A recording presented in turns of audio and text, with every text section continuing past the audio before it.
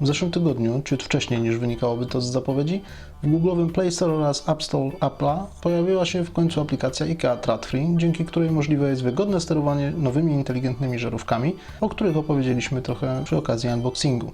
Tym razem, zgodnie z obietnicą, skupimy się na sterowaniu światłem za pomocą smartfona.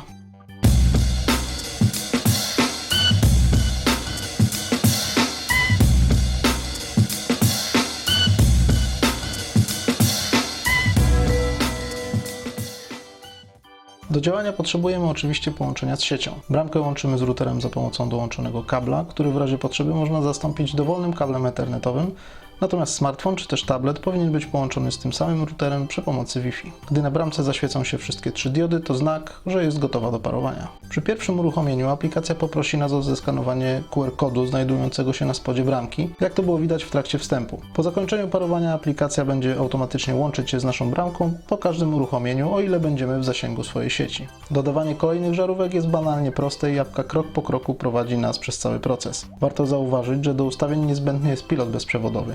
To on konfigurowany jest jako pierwszy i za jego pomocą podłączamy do bramki całą resztę: żarówki, panele świetlne czy też lampy. Urządzenia możemy łączyć w grupy, między którymi dowolnie przenosić można źródła światła. Piloty i włączniki są przypisywane do grup na stałe.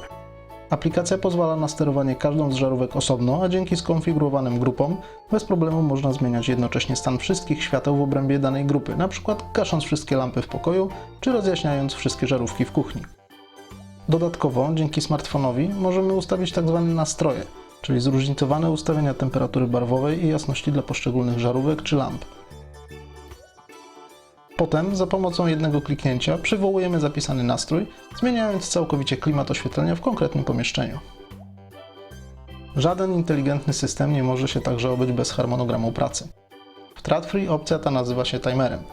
To tutaj wybieramy, które z żarówek mają się włączyć, wyłączyć, czy też łagodnie rozjaśnić, symulując wschodzące słońce w wybranym przez nas dniu i godzinie.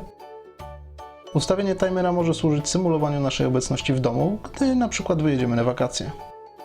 System Tradfree jest dość prosty w użytkowaniu, a instrukcje krok po kroku pomagają skonfigurować całość w kilka minut. Podsumujmy korzyści z aplikacji. Dzięki łączeniu żarówek w grupy nie musimy kupować dodatkowych pilotów, by sterować oddzielnie kilkoma strefami czy też pomieszczeniami. Ustawienia nastrojów pozwalają na szybką zmianę klimatu w pomieszczeniu.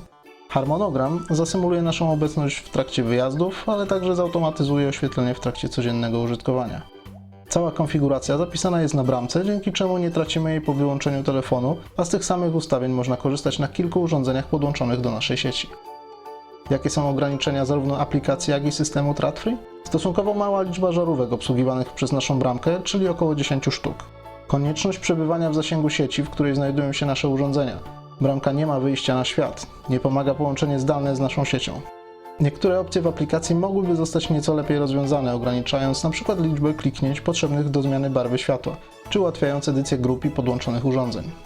Biorąc jednak pod uwagę niski, w porównaniu z innymi istniejącymi systemami, koszt rozwiązania oferowanego przez IKEA, całość warta jest przemyślenia.